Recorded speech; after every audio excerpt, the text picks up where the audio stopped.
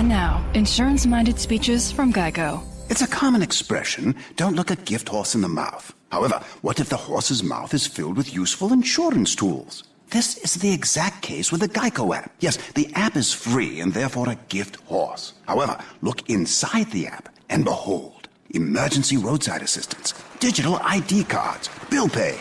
Get the Geico app. Look it in the mouth. Get amazing services. Thank you. Blog Talk Radio. The Exchange Hotel's third annual Paranormal Conference, held at the Civil War Medical Museum in Gordonsville, Virginia, June 17th and 18th. Public investigations from 8 p.m. to 1 a.m. on both nights. Starting 10 a.m. Saturday morning, enjoy special guest speakers such as Chris Balazone, Tim Hoover, and Scott Spangler, Pat Bizarre O'Keefe, the Connor Sisters, Rodney Shortridge, and more. Special guest appearances by Walking Dead's Santiago Cerello and Jeremy Ambler. Special guest readers, intuitive mediums Meredith McDonough, Nancy Waltz, and psychic medium Pat Bizarre O'Keefe. General admission tickets include self-guided tour of museum and the grounds, unlimited access to exhibits, lectures, raffles, and hourly giveaways. Psychic readings and night investigation tickets may be purchased separately. General admission is $10. Children 8 to 12 years old is $3. Children 7 and younger are free. Get your ticket at nightattheexchangehotel.com. Junior Investigating Paranormal Society, first national paranormal organization created and ran by teens. Investigating for over 6 years, the team gives you a unique perspective on investigating the paranormal. They are now offering courses online or in person on investigating and developing your mediumship skills. For more information, contact John Covey at 540-560-9190 or email them at jips.pa@gmail.com. Participants must be 13 or older with parental consent.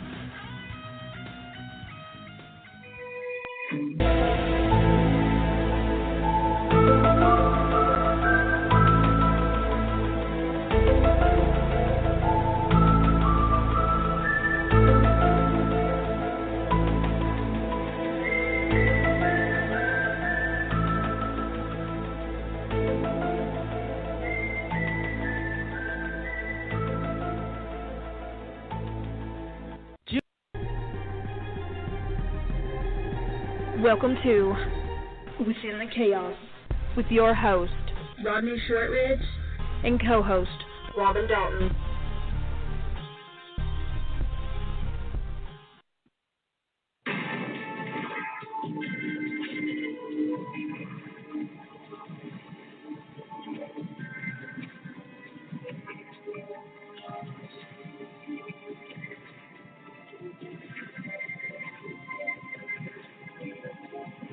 Good evening, everyone, and thank you for joining us tonight. You can listen in by calling 516-387-1922, or you can go to the Vibe Radio Network website at blogtalkradio.com/Vibe Radio Network. From deep within the heart of the Appalachian Mountains, I'd like to welcome everyone and thank you all for listening to Within the Chaos. My name is Rodney Shortridge. I'll be your host tonight, along with my redhead Irish queen, Robin Dalton. Hey, y'all. Tonight, our special guest is Barry Fitzgerald. Barry was the team leader of the sci-fi network Ghost Hunters International, and author, photographer, and leader of the Legion Seekers. Black Diamond Paranormal Society will be at the first annual Bigfoot Conference August 26th and 27th, located at Hungry Mother's Park in Marion, Virginia. So, Robin, how was your week? Very busy. We are getting ready to go back to school. Yay! School. Yes, I'm excited. I have one who graduated, and now both my boys will be in high school this year. So I'm feeling very old, but very accomplished. Yeah, gosh, dang, y'all making me feel old. Lord mercy. Well, anyway, since she's already made me feel older than dirt, it's my honor to welcome our special guest, Barry Fitzgerald. Hello, Barry, and thank you for joining us tonight. How are you doing? Okay, Barry, could you tell us a little bit about yourself? Well, certainly from my stand, Rodney, I have been investigating the world of the supernatural for just over 2 decades, and so a lot of that, the last years of that, have really allowed me to broaden my horizons and venture into areas which have been exceptionally challenging. And in fact, the last 5 years have allowed me to broaden my horizons so much that I've had more experiences in those 5 years than I've had in 2 decades of ghost hunting. And it has been an absolute gem to do that, but it has also scared the crap out of me as well in certain when confronted with certain phenomenon. Now, outside of that, of course, I've written many books, and certainly advise people if they're starting out in the world of the paranormal investigating, or they want to know more about the effects of paranormal investigating with our own bodies.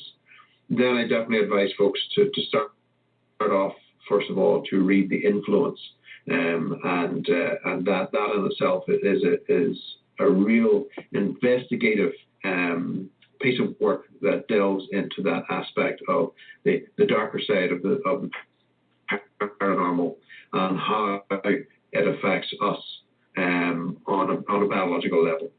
And moving on from that, of course, then I ended up working with Ghost Hunters and starred in the Ghost Hunters show, and of course that led to a deepening of my involvement within the Ghost Hunter franchise, and that brought me to Ghost Hunters International, where I had the opportunity to travel the world, and gave me a great opportunity to meet native peoples from around the world, which really broadened my horizons greatly, and was an absolute treat.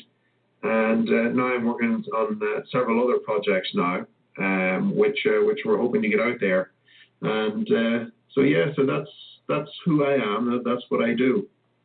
Wow, you've had a interesting career in life, it sounds like, so far. So what got you into the paranormal world in the first place?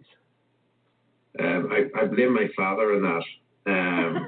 I think to get me to shut the hell up as a child, he used to sit me down in front of the TV and watch runs of Star Trek and Doctor Who, and of course that over the course of time started to my curiosity, my natural curiosity, and along with that, of course, growing up in a house which was haunted, and experiencing things there that as a child I couldn't explain. Certainly were some of those cornerstones into where I am today. Wow. So what has been your most significant paranormal experience? Would it be when you was growing up, or anything that you've done, during any of the shows, or any other type of investigation you've done? I think one of the most prolific experiences that I've had came about 2 years ago, and that was while I was investigating here in Ireland, a place which we've become known, which has become known as the Island of the Dead, and that place challenged me to my very core, because this was a place known as a place of oracle, where you went to, from a Christian standpoint, you went to work off your sins to help you through purgatory. But of course, from my standpoint, I was hearing all these stories, and many of these stories went back into our Celtic period, 2,000 years ago. And we completely underestimated what the island was about to do. And we went there and again, completely underestimated it. And it was it was so powerful that the experience lifted me off the railway tracks that I was on and set me cleanly onto another set of tracks, changing my paradigm of what I thought this world was, what I had interpreted up until that stage of I thought I had a great grasp on things, when suddenly I was standing like a schoolboy in front of the school teacher, and that in itself was a shocking experience, scary in its own right. But I have to say that looking back on it now, I understand it had to happen. It was a natural evolution, and but needless to say, at the time, it scared the living hell clean out of me. Wow. Sorry. I'm Robin. I haven't got to talk to you yet, Barry. How you doing? Robin, how are you? Pleased to meet you. Sorry, I'm fangirling over here a little bit. You're grand. You're grand. So, so do you ever speak in any different languages to obtain EVP responses when you're out investigating? Yes. There are times whenever that is necessary, and from the show's perspective, that was something that we really tried to instill in our viewers, because we have a certain amount of freedom in which we can reach out to the guys at home, say, okay, think about this, try this. So again, we had a certain amount of leeway in which we could do that, but for the rest of the time, we had to stay to that cookie cutter style format. But speaking in different languages was one of those things. And I can remember going to Romania it was the Rajanov Citadel in Transylvania. And while we were there, we became snowed in. And there was a bear had been at the doors of the citadel looking food as well. So all of this was going on. And when I spoke to the entity, I was addressing the entity in one of the chambers in English. Then I went to German, because I was aware that the old Germans had been using the site. And then I switched it to Romanian. And when we went back and listened to the EVP, we never got a response in English, nor did we get the response in German. But we did get the response in Romanian, in which the reply came back, Putin, which simply means, excuse me, say that again. It didn't understand what we were trying to get across, but it responded in this native tongue, which allowed me to understand him, because there are certain developing procedures in which a spirit will go through. And if a spirit is landlocked, if it can't remove itself from that environment, then it's going to respond in its native tongue. If you're giving responses through any language, then in itself it has achieved a certain level of freedom, and understands the global consciousness of things. Right. What do you think that spirits are able to understand? I know you kind of touched on that a little bit. There's a cemetery that we've investigated 2 or 3 times. It's got a lot of different nationalities in it. Mm-hmm. And we've got responses, and it sounds like in different languages. Do you think they're able to understand us in English? Even though they may not. It depends on the advancement of the spirit itself. Mm-hmm. If it has advanced to a certain level, then it has access to that global consciousness in which it can understand it's not so much the language that it understands, it's the emotion behind the words, the empathy behind the words. You see, if we break it down into a modern state, if, for instance, you were to walk down a street with a voice recorder in your hand and you said, "Hey, what's your name?" and you jammed it into the face of a passerby, what's that passerby likely to do? Either turn and run away or give you a wide berth and completely ignore you. However, if you go up to that person and you say, excuse me, would you mind telling me your name, please? You're more than likely going to get a response because of the empathy and respect that comes with that particular approach.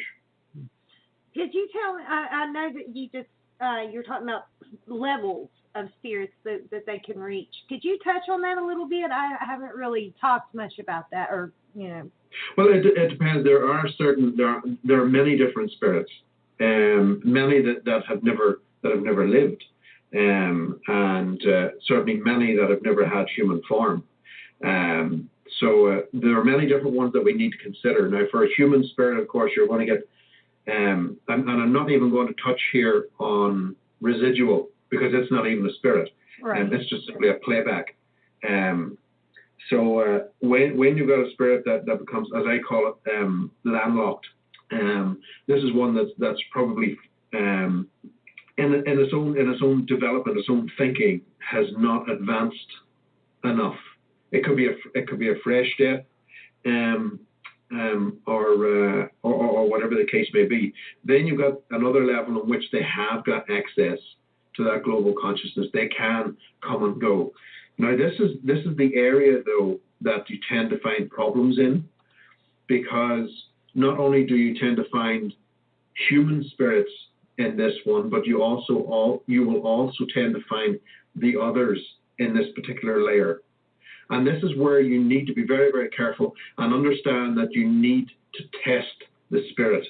And this is very, very important from a modern standpoint, because it's something that very rarely do people touch on, and that you have to make sure you know what you're dealing with. And then you've got another level, of course, where you've got them coming down from those higher levels, positive vibrations and things like that. And they tend to be coming through the electromagnetic spectrum from the blue ranges, the violet, ultraviolet, coming down through that way. So that in itself is a very, very good understanding, I think, of the human spirit, of those particular spirits that I was talking about, that will mimic, that will hide within that particular layer, that middle layer. They tend to come through the reds. They'll come through the infrared and into that halfway point. We lie in the greens. So we're in the halfway point. So it depends on us how we determine which side they're coming from. And that's very, very important for us to understand, and very important for us to make sure that we test the spirit. And how would you go about that? There are various different techniques in which you can do this. For instance, it depends on the scenario in which it's coming through. For instance, you can ask a question of the particular spirit. Okay, let me see. For instance, going into the investigation, depending on the nature of the investigation, of course, you could ask a friend of yours, say in, let's say, Norway, to give you a question in which he knows the answer, but you don't. So you're going to that particular spirit, which is meant to have access to the higher planes, should have no problem in answering that particular question. The moment that they start telling you a load of crap, get the hell away from them, because they're from the reds. They're coming through the reds. They're coming through the infrareds. That's the lower end of things, the lower spectrum.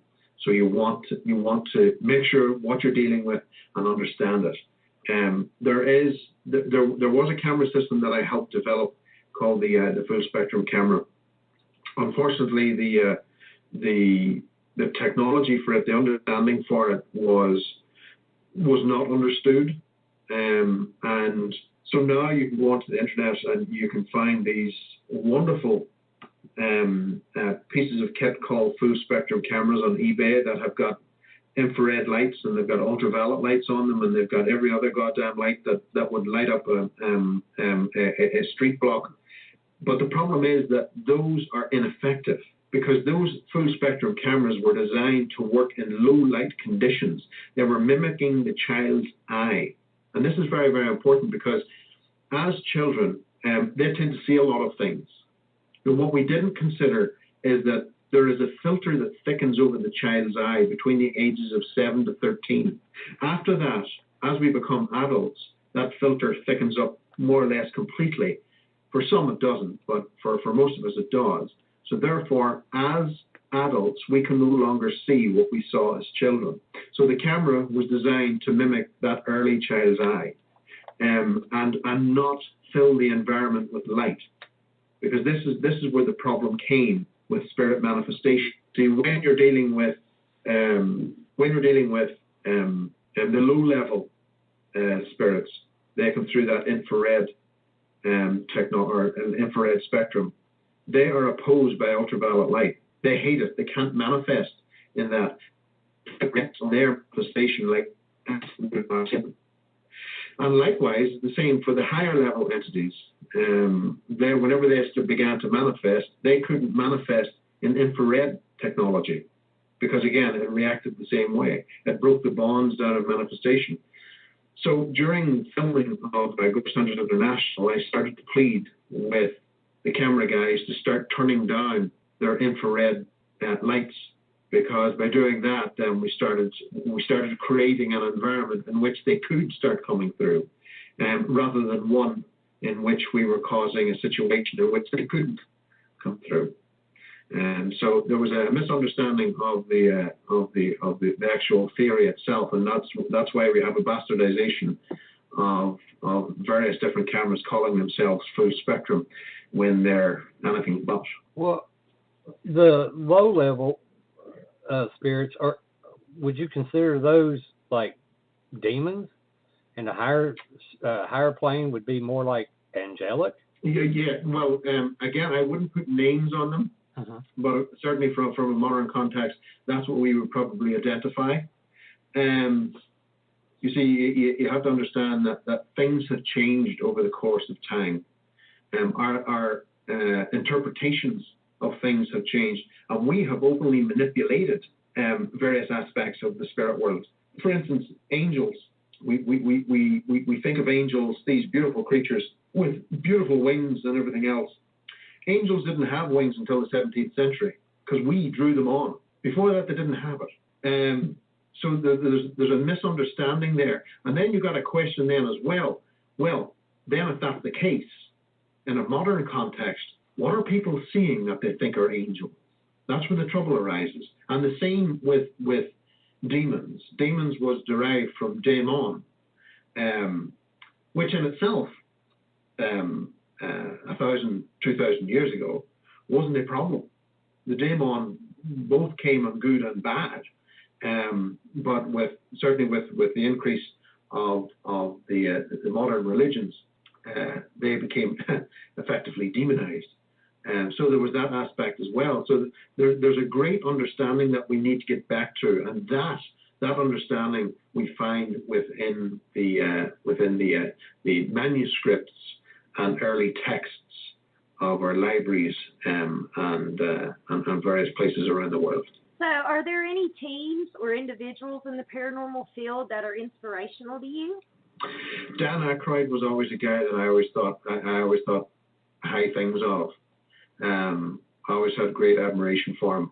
And John A. Keel, an author from the US as well, he was God to me. I remember reading in school I managed to get a copy of his book Jadoo, and that was me enthralled in his work. So there are various people around the world, around the world that I do appreciate and certainly recognize. Bill Murphy is another guy. I think he's a swell guy. And dedicated to his work, and he has the most beautiful wife. I think she is top class and is such a wonderful heart. And I've got great respect for the pair of them. So yeah, there's quite a few people around there that still continue the work. I understand that there's a big thing about there's a darkness that, let's say, that has filtered its way through the paranormal world.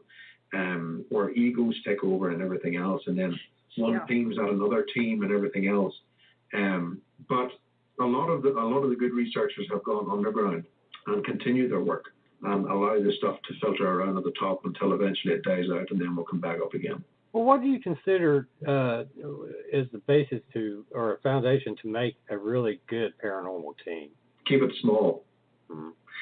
Don't have it big. Don't have titles. Just keep it small. And understand what you're going after. Read.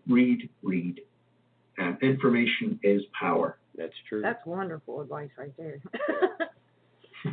So could you tell us about your career working as a TV personality on such shows as the Ghost Hunters and Ghost Hunters International? It was, to get the phone call to say, look, we're doing an international show. Would you mind consider being part of that team? And I give it all of about 3 seconds and went, yeah, sure, why not? And that was it done. But to travel the world is a great experience and a great privilege. And there were times that it became exhausting. I can remember in one particular aspect, I flew right around the globe. Now, it was the only time that I ever did it. And it was a crazy whirlwind tour of the world within 2 weeks. But by the time I got back, it took me 2 weeks for my body to adjust back to it again. It was tough at times, and certainly for the guys and the girls that were part of the team that had families at home. It was tough being away months at end and having little contact. And we had a revolving door of cast that was going around, because they just couldn't do without their families, and I completely understood that. And it was tough, but on the other side of things, the great experiences that I gained and the friends that I met and I continued to keep in touch with has been absolutely amazing and astounding. And certainly to have that insight into native cultures where they were talking about experiences both in America, Peru, Australia, New Zealand, all of this, South Africa as well, where their experiences, their tribal experiences, were similar, if not identical, to what we were reporting here on this island. And I'm thinking, that's absolutely astounding. That's amazing that they're having the same experiences. They're just interpreting it differently. There was a different mask applied. Certainly from my standpoint, whenever I went into the Mayan underworld with the show to investigate this crystal maiden, there was an incident that occurred within the cave system, which suddenly the crystal maiden wasn't of importance to me. And I ended up going deeper into the cave system that no members of the public were allowed to be in. And the cave system opened up, and it was beautiful, absolutely beautiful, but exceptionally dangerous. And there was something in that cave system that was luring us deeper and deeper into the cave. And that led to the authoring of In the Midst of Gods. And that was about my travels then forthwith from the Mayan underworld to other places such as California, to old gold mines in California, to iron mines here in Ireland, and interviewing miners right across the world who were having these unusual experiences of things underground that were trying to lure them away. And some of their friends they did lure away, and they were killed in the process. And the book itself looks at this whole shadowy world that is underneath their feet that we barely give it credence to. Well, something's I've often wondered. Was you ever asked by any of the producers or anyone in the network to do anything that was against your integrity for the show? No, except dress up as Robin Hood. Okay. No, that was one thing that I was very, very adamant about. If it wasn't haunted, we called it not haunted. And that was it. And we did annoy some people because they wanted their properties to be haunted. And it just wasn't happening. We called it for what it was. And we got to bear in mind, folks, we were there the guts of a week, sometimes 2 weeks, to do that particular show. And this is something that I should point out, that every 20 minutes of filming that you saw on TV took a week to film. So you've got a 40-minute show there, that's 2 weeks of filming. So it was very, very intense. And the crew that worked with us, they were spectacular. And to be honest, they got as much fun as I did. To be able to take the cast one of the particular times we get caught in Central America, and our equipment was seized by customs. So we had to wait the guts of a week to get the equipment. So rather than stay in the hotel, I came up with the great idea of hiking up a live volcano and sandboarding down the outside of it. I just didn't tell the guys on the team just how high we had to hike. So Joe Chin was ready to throw himself off the top of the volcano into its depths to ease his pain. But we did have great times. We did have great adventures outside of the show as well. It was an amazing experience. So are you still affiliated with your past team members on TAPS and Ghost Hunters International? We do keep in touch back and forward. I'm in touch with Paul and Joe, and certainly Dustin from time to time would shoot me an email. So we keep in touch as much as we can. Because I'm delving into a lot of research here, I could be in a cave system or deep in some valley somewhere on top of a mountain. I can be very, very difficult to reach at times. So what was it like to work with, such great pioneers of the paranormal field?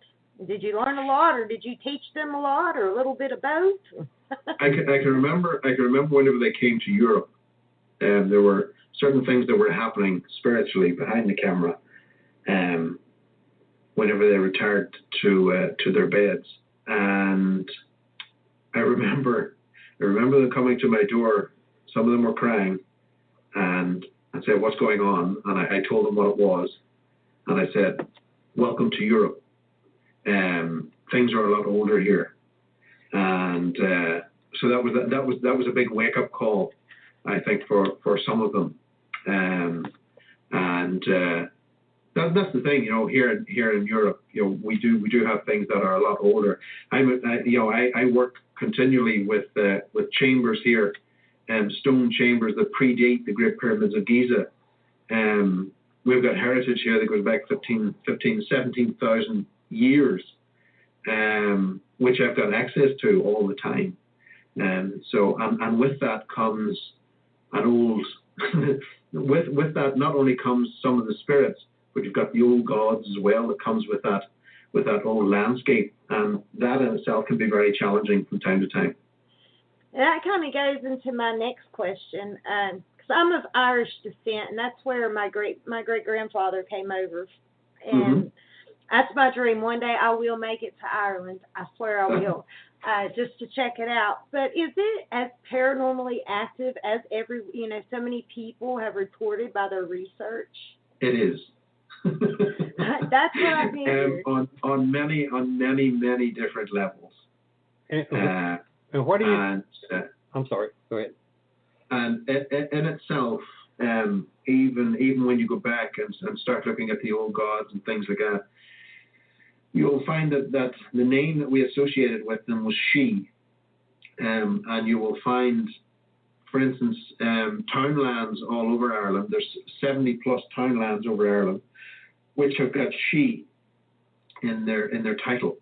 You've got Hill of the She, you've got Cliff of the She, you've got Valley of the She, and all of that. Their influence, those old gods' influence on Irish affairs has stretched thousands of years. Well, what do you think Ireland is so paranormally active? I mean, because you're talking about thousands of years and the gods and their gods and their beliefs. Yes. But I guess what I'm trying to get at is, why Ireland? I mean, Ireland seems like a really, really hot spot around the world. Which you've traveled around the world, you know it better than anybody. But Ireland just has a special place, it seems like. Because we're awesome. Okay, don't toot y'all's horn now. I'm Scottish here, so. We don't have earthquakes, we don't have whirlwinds, we don't have all this stuff, natural disasters and everything else. It's simply a state of fact that God loves us, and that's it. Okay. I told you we're special. that was pretty straightforward. Wow. Just kick the Irishman in the room in a junk, why don't you? So, what's your favorite Irish folklore? I think I have a soft spot for the Banshee, the Omen of Death. I think her apparition is certainly something to behold. And having heard her several times now myself, it is an experience which chills you straight through to the bone. No, she doesn't actually bring death herself. She simply announces death, and the family have to prepare. But it is something. I wrote a book there some time ago called Banshee, and where I was interviewing both myself and my co-author Cormac Strain. We're interviewing people from around Ireland, interviewing them because we wanted their stories of their experiences with the modern Banshee, stories that were happening within the last 50 years, last week, last month. It was interesting from our standpoint that she even interacted with people who were coming across to Ireland, foreigners, Germans, Americans, people who were coming to this land to visit were having experiences with the Banshee. And they had no idea of our heritage. They had no idea what was happening, apart from the fact that it scared them. It was a wonderful experience to write the book and set a lot of the old superstitions to rest, and a lot of the old misinformation about the Banshee was totally rewritten, and a more balanced view of her was brought back to the main fold. Well, have you had any experiences other than hauntings, such as anything in a cryptozoology world or any UFO corner? UFO. UFO. Where I live now is a huge hotspot for UFOs. In fact, every year now I do a Halloween trip where I bring in Americans, and because Ireland is the birthplace of Halloween, this is where it began, and over the course of the week that we're here, I bring them to different cave systems. We take part in feasts. We take part in festivals. Everything is dedicated around Samhain, around Halloween, and they get to learn of what Halloween was about, where it come from, and how it has changed, of course, now within the modern age. But during that particular time, I was visiting one of my ancestors' castles down in County Limerick, another Fitzgerald stronghold, and we were staying in the castle for a week. And when we arrived, everything was going great, but one particular night we had been out late, and coming back, there was a flash in the sky, and we thought, what the hell was that? And when we got back, got everyone into the castle, I took the medium and the chef outside, and I said, now watch. And just as I pointed, all of a sudden, this huge flash went off in the sky above the castle. And I said, I'm not happy with that one. We'll need another one there. And I pointed again, and where I pointed, flash. And I thought, I was even starting to scare myself, and I thought, no, I need one more, and I pointed again, and flash. By this stage, the medium and the chef were beside themselves, wondering what the hell is going on. At which stage I said, okay, I'm done, good night. And I walked in and went to bed. Oh, my God. Oh, that's been awesome. Left them outside, sweating in a cold sweat, wondering what the hell was going on. Say, I'm done, bastards. Wow. You're on. But do you think that crypto and UFOs and the paranormal all, because I have a theory that I think they're all combined together. They are all combined together, yes. Okay. We need to broaden our perspective to appreciate that. We need to see that. In fact, just this week I came across an old manuscript which describes a train flying through the sky, and this long cylinder shape had windows with what was described as white people inside.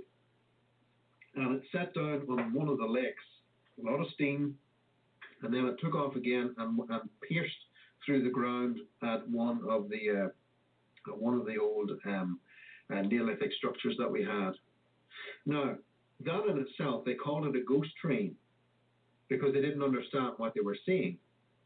But scientists, not 20 miles from here, over the past 20 years, have been filming this particular area, and they have captured plainly these long cylinders that were reported 200 years ago. So in itself, these things continue to happen. It's how we interpret them. And in fact, one of the scientists was able to capture a triangular object at 11,000 feet. They were able to track it as well. Triangular object at 11,000 feet, 95 feet across. I got to see the video. There is no doubt of what this is. In fact, whenever he showed me, I was expecting some grainy image that phased in and out. They were going, well, maybe if I stood on one leg and turned around, maybe it might look like a triangle. There was no doubting this was a triangle. Well, I've studied a little bit and also, watched a little bit of this Ancient Aliens.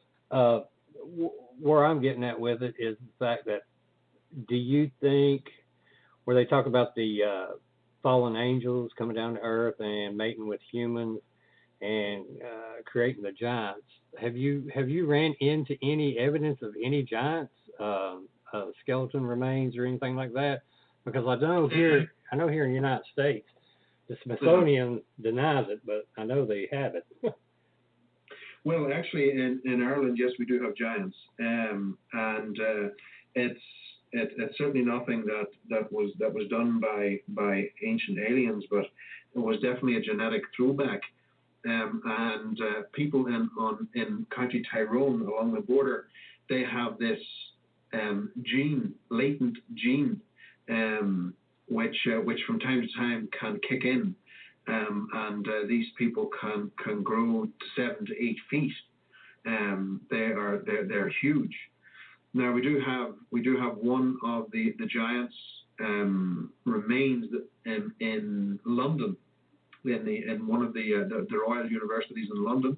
We also had other giant remains that were buried off the coast of Donegal on one of the islands out there. The giants have been part and parcel of that genetic irregularity. But I can't say anything about fallen angels or the Nephilim or stuff like that. Well, I also understand outside of all of this, you also are an avid photographer. So can you tell me a little bit about your photos? Have they been on display or anything like that?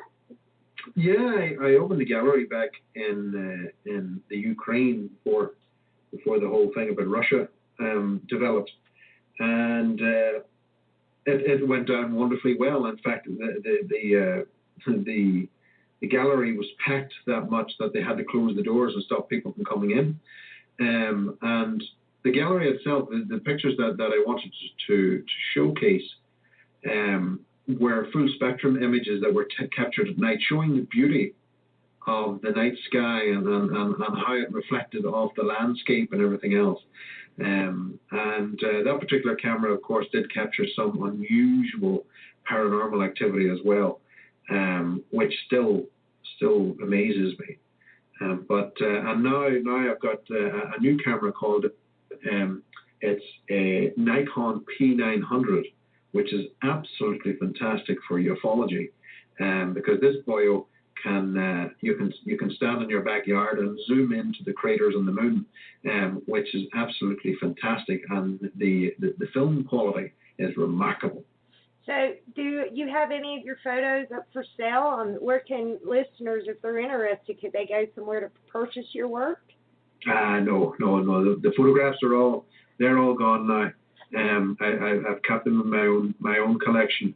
I just concentrate now on the books themselves. Oh, okay. Well, I understand that you you have a new line of research that you're working on. Can you explain what that entails to the listeners? The new line of research is understanding what our Neolithic ancestors were doing. These people were around 5, 6, 7,000 years ago. What they were building and what that meant to us. So it's about examining the old doorways to these other places and what was coming through those doorways. We're understanding now about archaeological acoustics, about how vibrations affect not only the structure itself, but us while we're in the structure.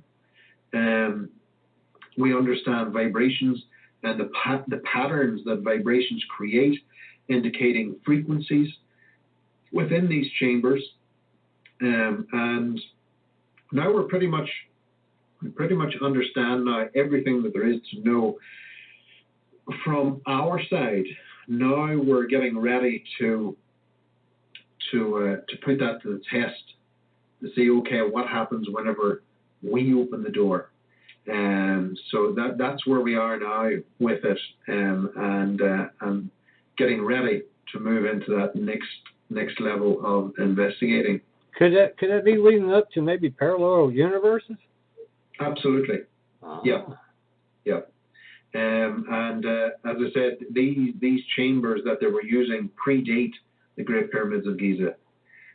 So they were at it here first before the Egyptians were.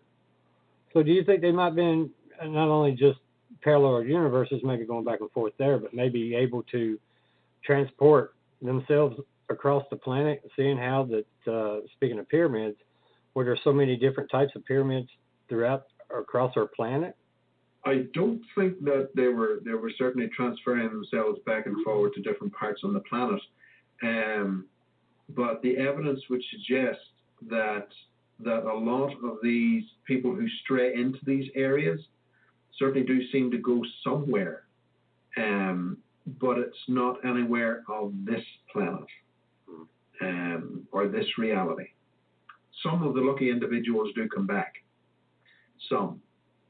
And there is a growing number of people now around the world which are not coming back.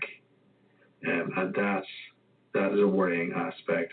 There is a lot more people going missing now around this planet that's being openly monitored by mainstream media. And that's a serious situation. In fact, also what tends to happen is that what comes through those particular doorways are also responsible for mutilating the cattle and animals. Now, of course, that's a very deep rabbit hole because it also leads to other places which I'm not willing to go to at this stage. However, I've came across the cattle myself, finding them near these particular doorways, and they do show the signs of mutilation, which is typical within the ufology field. And I spoke to individuals down in Dublin who specialised in the mutilations, and I said to them, I had thought that these mutilations had finished in around the early 1990s because we did have a spate of them. And he said, no, Barry, we have 500 in our books. And I thought, wow, 500 for an island that you can set in the state of Maine and still have some more left over. If you even consider the possibility of animal mutilations, that's actually not a bad figure, something to be quite proud of. And he said, no, Barry, that's not the entire island. That's one farm. Now, over the course of 20 years, one farm has already faced over 500 mutilations. Can you imagine the other farms that exist around Ireland, what is not being reported? No kidding. Well, could it be possible that these doorways through ancient times caused these ancient people's gods to came through? Yes. And certainly we tend to see a lot of these suggestive ancient doorways with Michael Tellinger's work down in South Africa. He's doing remarkable work down there. So we do tend to see this. Now, they always seem to be connected around gold for some reason. I don't know why gold is so important. And certainly we see that as well. A lot of the old structures are usually around gold deposits and things like that. But also where you tend to find the gold deposits, you also tend to find the old gods. So there was some strange connection there, which I still don't understand. Well, I know there's I can't remember the researcher's name, but he's from South Africa. And he's done a lot of research of ancient gold mines. That's Michael Tellinger, yes. Yes. And I don't want to say how I was going to go with this question. What do you think about his theories and his research on these ancient gold mines and these ancient peoples? I definitely think he's onto something. I definitely do. Again, it's like the same as our own history. We're now finding we're finding an alternative history, which was not taught to us in schools. And he's in the very same boat. Mm-hmm. It's a wake-up call. That's where we are at the moment. It seems that this whole awakening seems to be going on right around the planet. If the powers that be would stop rattling their sabers and pushing us closer and closer to war, I think we would be really on to something. But of course, money is the modern god, and I think that's the way they want it to stay. Yeah, I'd have to agree with that. Well, are there any future plans for another TV show that you might could talk about? I can talk about one of them, which is Legend Seekers. We are filming a pilot in November, and that will be going out on one of our channels here. So that's one thing that I can talk about, which is about revitalizing the old ancient legends of Ireland and looking at it from a global perspective as well. And we'll see how that goes. And if we can stop somebody from pushing the big red button, then we should be fortunate enough to have the show out by January, I would imagine, for everyone to see. I hope you. I have a feeling you're talking about if we elect Donald Trump. I think on both sides of the scale, Hillary or Donald. Yeah. I know. I'm terrified. I know. I've heard and read so much that the people of Europe and Asia are all like, "Are you all kidding me that you all got this going on right now?" But I think the DNC emails certainly was a big thing, and to see the way that Bernie Sanders was treated. Well, Bernie ended up turning back on his own promises, and he started backing Hillary, and of course that came back and bit him in the ass. Mm-hmm. So it's hard to know, and I find it strange that after the DNC emails, we still have a stadium full of people going, "Hey, Hillary!" I'm thinking, how can that happen? But there you go, such is life. Yeah. Well, I keep waiting for somebody to hop out and say, "Just kidding, here's your real candidate." Well, there is that young girl there from the Green Party. I think she's a Green candidate or something that has suddenly jumped forward. So, dear knows, maybe she could steal it at the last, but you just never know. So, stranger things have happened. Yeah. England has decided to leave the European Union, so stranger things have happened. I know, that blew my mind when I see that. Wow. So Barry, what do you do when you're not so busy with research? What do you do in your, spare time? Sleep. I got a guy. Me too. I'm getting older now, and I'm finding that the mountains are getting steeper and steeper. So I was up a mountain the other day. I was looking into a case of an abduction, an attempted abduction, and it was a photographer that had showed signs of being taken by these ancient gods. And I went up there, and of course, lo and behold, I ended up getting lost myself. And thanks be to God, my dog was with me, and he just waited in the background for me just to say, "Okay, take me home." He jumped to the front and within minutes had me back in a path that I could not see for the life of me, and took me back to the house. So so only for my dog, I think I'd have been still up in the mountain. Wow. So when I do finally make it to Ireland, are you going to take me to some of these great places? I can show you some of the best places on the west coast of Ireland. Well, if I start saving now, I might get there before I'm dead, but I'm not. Don't hold your breath. we ain't rich and famous yet, right? Yeah. Well, can you tell us about anything special coming up? Any projects or events that you'd like to give a little shout out or discuss? Well, we have the Halloween trip coming off this year, where folks are coming in from America, so there's still places available there. And if they go to ghosthunterscruise.com, they'll be able to find more details there. I'm also going to be in the Pacific, on the Pacific Ocean, cruising on a ghost ship, another one of our ghost cruises in September, which I'm thoroughly looking forward to. We're sailing from Seattle up to Alaska, where we'll be investigating some haunted locations in Alaska, and lecturing along the way also on board the ship. So that's going to be another good one as well. And then I'm back in Europe, of course, attending some dates back here, which I always look forward to. Legend Seekers is going wonderfully well, and if anyone would like a copy of Legend Seekers, they can also pop across to my website at charmstealer.com, where they can see the books that are available. That's charmstealer.com. Okay. Well, she's writing that down. She don't realize we're recording this. Well, I know, but I want to check it out tonight. Well, I guess our last question I'll throw at you. I won't keep you any longer. For the people, people like us that's in the paranormal field, we've been doing this for like 8 years, and we've came across a lot of different clients.